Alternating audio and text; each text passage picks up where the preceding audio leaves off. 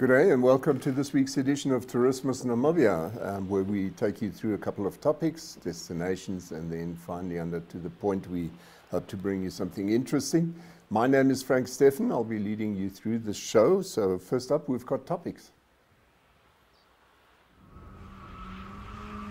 We all drive, but what do you drive for? I drive for the sound. I drive for turns like this. We drive for the airtime. I drive for the challenging conditions. I drive for these night lights. I drive for the uphill battle. I drive for the acceleration. Hey, I drive for that too. We understand why you drive. That's why Shell Helix fully synthetic motor oils are made from natural gas, designed for ultimate engine performance. Drive on.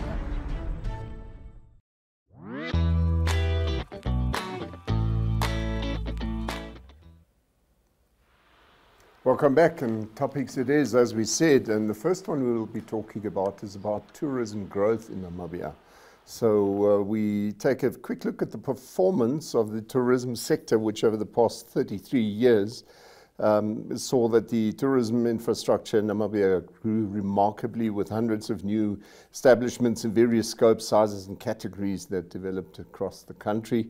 Approximately 5,000 tourism-related businesses are currently registered with the Namibia Tourism Board, indicating that this tourism sector has established itself as a key economic pillar in Namibia, which we, I suppose, know. So while Namibia reached a peak of almost 1.6 million tourist arrivals in 2019, this obviously plummeted to only 169,000 in 2020. When the COVID-19 pandemic hit. So the sector seems to be on the road to recovery, with tourist arrivals standing at more or less 190,000 in October 2022. So the industry has learned flexibility, reliance and sacrifice while companies implemented crisis management plans. And in-depth article on this can be found on the Focus supplement. We brought out this Focus supplement called CSI CSR recently. It was published in all the papers of NMH, and the articles will be available on our internet sites. So that's as far as tourism growth is concerned. And then up next, we've got NWR. Now, NWR is obviously Namibia Wildlife Resort, and here it says recently that it would like to expand and upscale and improve the entire entity in the future to ensure that it remains Africa's preferred tourism destination. So NWR now operates 24 resorts and 4 campsites countrywide. We often talk about them on the show. However, with renovations still ongoing, plans for new developments will now have to take a back seat. That's as far as they informed us. The company has taken a bold step to revamp after it's made headlines for poor service delivery and rundown facilities, amongst others. So NWR has therefore appointed this maintenance expert, whose name is William Kutsia, over short term to spearhead the revamping exercise. And you might remember we often talked about it on the show as well, and I'm glad to see that NWR is really taking it to heart. I spoke to some of their executives, and they're very adamant that they won't be prepared to be in a situation where their name is sort of slewed simply because of underperformance by some of their personnel. So hopefully we'll see a real recovery on their side, because they've got some of the nicest sites in the country. Anyway, and then I'd bring you something that I don't normally do, because it would seem to be a bit of advertising, but I just feel it's not every day that a Namibia company is 75 years old. In this case, it's Cymot, and they've got their had their big anniversary yesterday, but I'm quite sure they've still got it ongoing today. So these photos came from yesterday. Clearly, they had a big do there, and we actually brought you a little video in that occasion.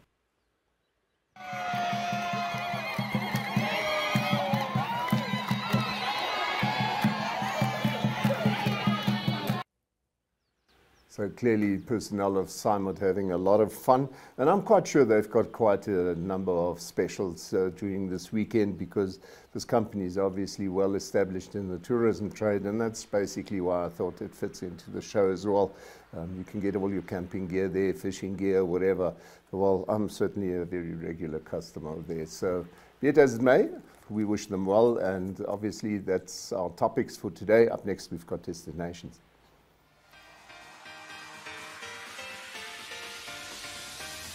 Flex is a health and fitness show that focuses on mind, body and spirit. Flex aims to reach all audiences that would love to focus on the health of the mind, body and spirit. The show is broadcasted on NTV, 1up2.com and cross-shared on the following Facebook platforms: The Republican, Algemene Zeitung, Namibian Sun, Namibian Media Holdings, Sportsrec, Irongo, MyZone, We and Ewi. Flex focuses on daily fitness, where we will be flexing our muscles, wellness interviews where we will be flexing our mind.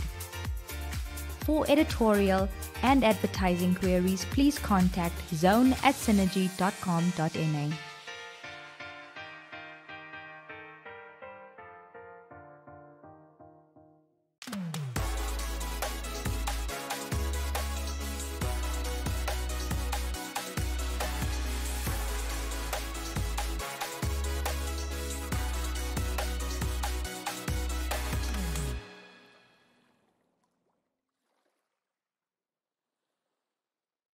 Yes, and destinations it is. And first up, we've got Mokuti Lodge. I picked up on this some time ago. Remember, Mokuti lies quite, or basically on the border to the Etosha Pan. You see the border running up there. It's right next to the border fence on the road to Namutoni. On the right-hand side, the road that you see going up would be going up to Ovamboland. This is the lodge as a whole. You can see there's quite a lot going on there, and they've just revamped it big time. So O&L Leisure, a subsidiary of the Althaven List Group, unveiled the new look of Mokuti Etosha, is what they call it now. One of O&L Leisure's lodges situated just 40 meters from the Etosha gate, so it's really on their doorstep. They did this 2 weeks ago, and the lodge reception, main restaurant and pool bar area, including a new children's pool, have been completely redesigned over the past 15 months. So we spoke about it before.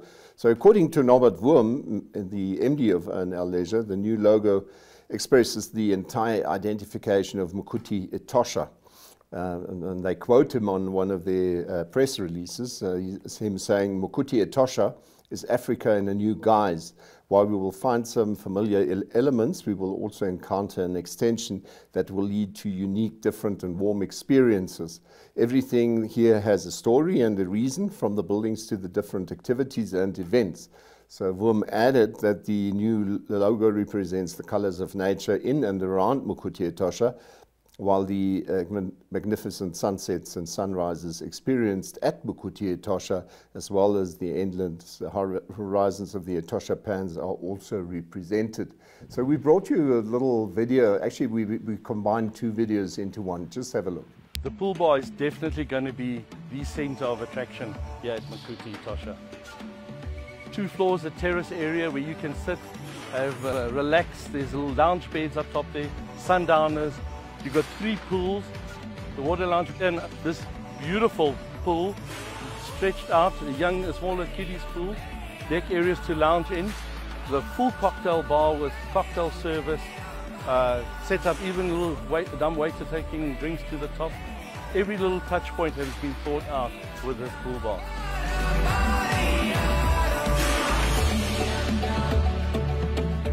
This is truly an oasis in between the beautiful lush gardens that Mokuti has always been known for.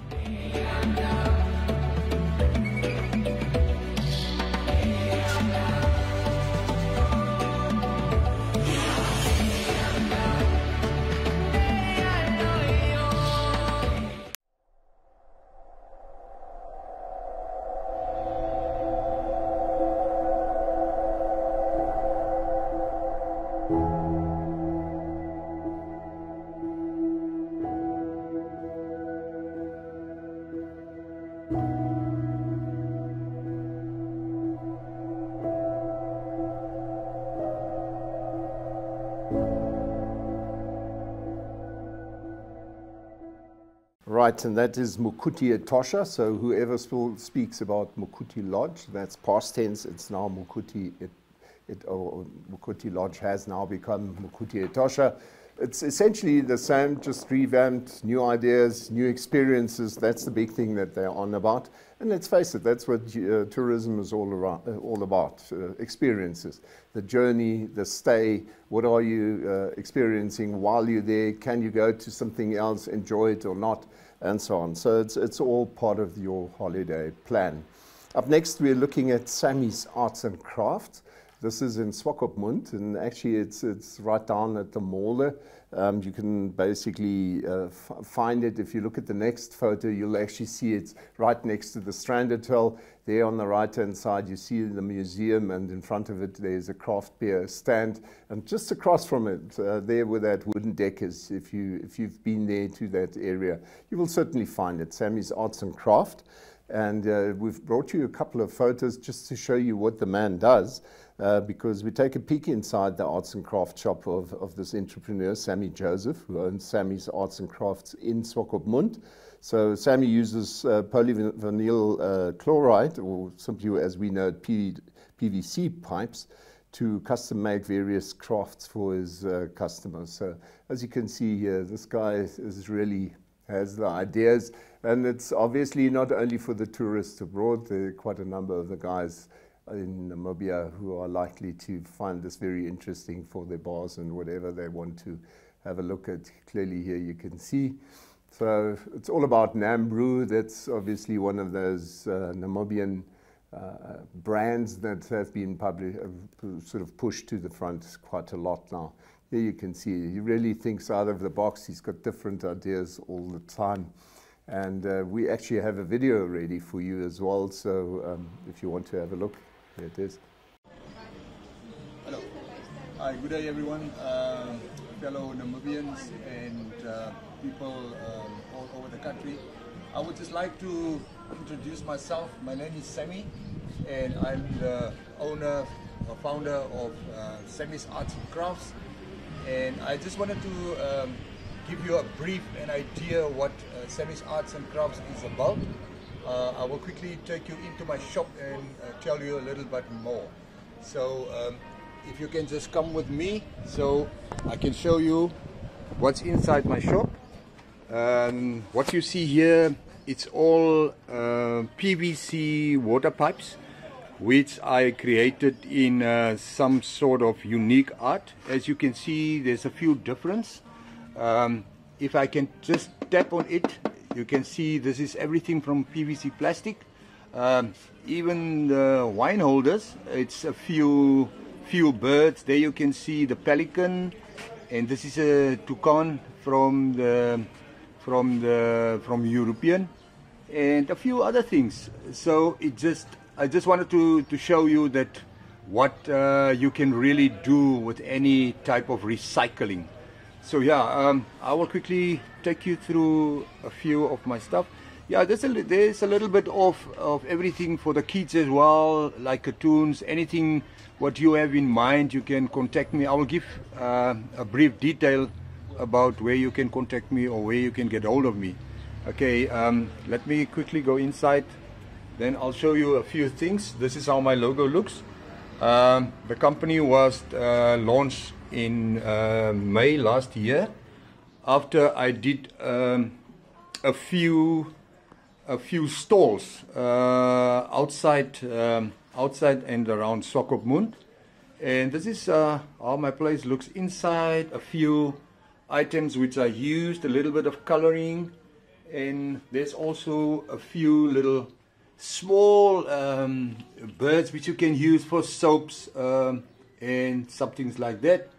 There's some other stuff, and yeah, you have different types of birds, then also butterflies, flamingos, ducks, and yes, there's a bigger one. This is all made out of normal newspapers which lying around. I pick them up and then I create something out of it, and I think it looks beautiful. There is a small bird which you can also hang in a tree. And we also do a few other things. Right, and that's Sammy's Arts and Craft, something totally different in Swakop, something it's everybody's own taste, but I think it's typically for either outside or in your bar, but hey, put it where you would love to have it. Those are our destinations for today. Up next, we've got To The Point.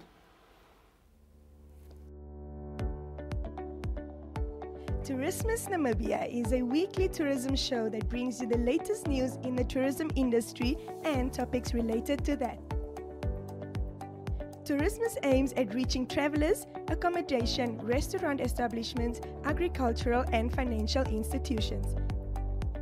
The show focuses on tourism news, where to travel to fit your budget, 4x4 drives, routes and destinations, and so much more. Tourismus is broadcasted on NTV, 1up2.com and cross-shared on the following Facebook platforms: the Republikein, Algemene Zeitung, Namibian Sun and Namibia Media Holdings. Contact Tourismus at synergy.com.na for news and advertising related queries. Tourismus, bringing the world to Namibia.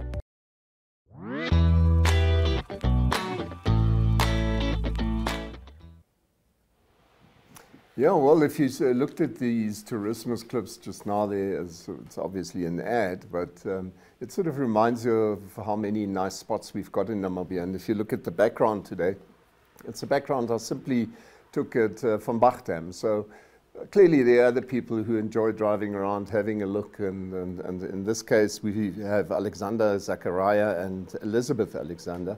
They spoke to Yolanda Nell because they've built their own little tiny house. If you look at this photo here, you will see.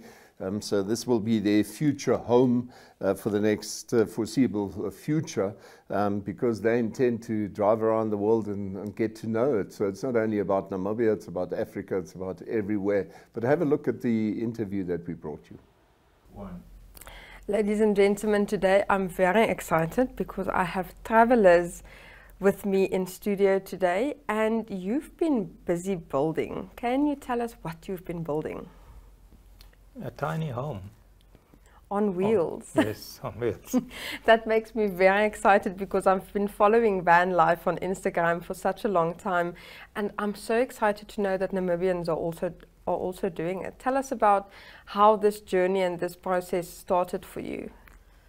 The idea initially came around 2014, 2015, but it actually conceptualized or started taking shape during COVID.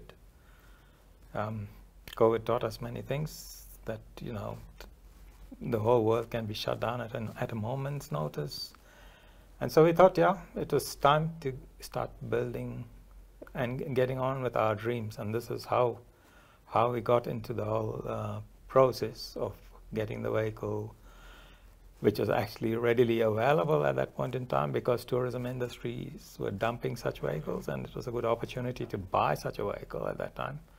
And yes, we went ahead and bought a vehicle at that time and then carried on from there. You will start traveling next year, and there's a lot of technical things that you have to consider while you were busy with the vehicle build. Tell us about this.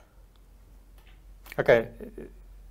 Yeah, the year 2024 is because that's the year I intend to retire from my work and then carry on with the journey. So the vehicle build took many things into consideration, like, for example, the weight of the vehicle, climate control inside the vehicle. Many little nitty-gritties were taken into consideration. Heating in the vehicle if you're going through a very cold area, and cooling the vehicle if you're in a hot area. So yes, the build took many of those things into consideration. Other technical aspects like the suspension, having water in the vehicle, having power in the vehicle when the vehicle is parked. So all of that was considered and has been implemented in the vehicle. So we have solar panels to generate power. We have water tanks in the vehicle that we We'll load with water when we need water for portable water, basically. And we also have a toilet and shower and facilities inside the vehicle. A kitchen, I forgot to add.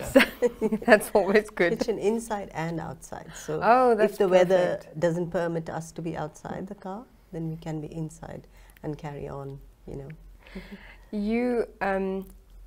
You have someone in Windhoek that assisted you with the build. How involved were the two of you?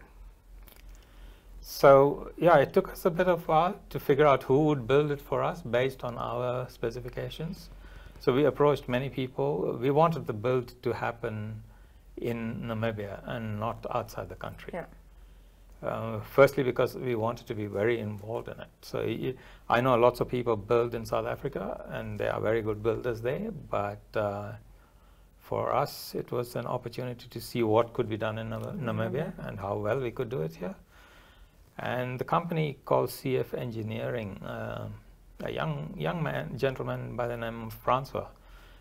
He came up and he's produced a vehicle to our specifications.